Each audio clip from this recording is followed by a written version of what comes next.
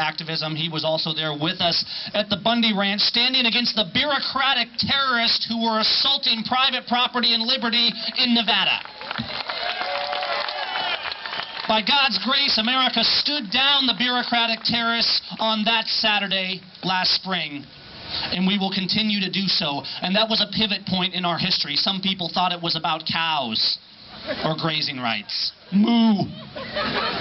It wasn't about cows, it was about liberty. It was about government entities that have no lawful authority trampling the people and keeping their boot on our neck. And we have to cast the boot off the neck. We respect and we honor officers and public officials that honor their oath. But we must remember that a public official that does not honor their oath is a criminal, and they need to be regarded as such. With that, my brother Nathan Seim. Let's give him a hand.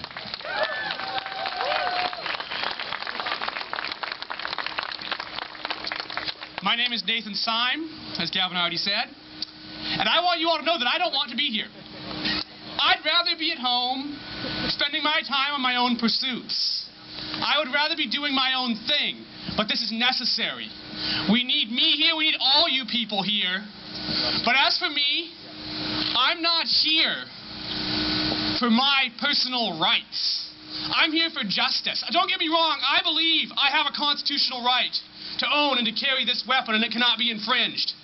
But I am here because, as a Christian, my God loves justice and judgment. And justice says that what our government is doing is wrong. And if it is wrong, no matter what rights it may or may not violate, it is your job, your duty, if you are a believer, to stand against it. If you are not a believer, you ought to stand against it anyway, because if you don't, your future generations, your children, will be slaves. That is the truth. However, if you are going to stand for justice, for what is right, you need to make sure that you're not just doing it in public. It needs to be at home as well.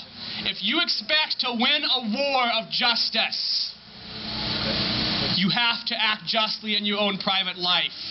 You cannot say to the government, I defy your lawlessness, and live lawlessly.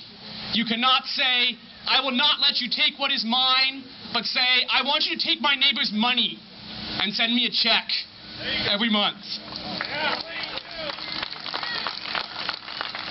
So if we expect the blessing of the God of heaven, of Jesus Christ on our battle, then whether or not we are Christians, we must have with us in our hearts and in our lifestyle a character, a way of being just. We need to be looked at as honorable people, not just here in the crowd, but to our neighbors who live next door, to our children, to our wives.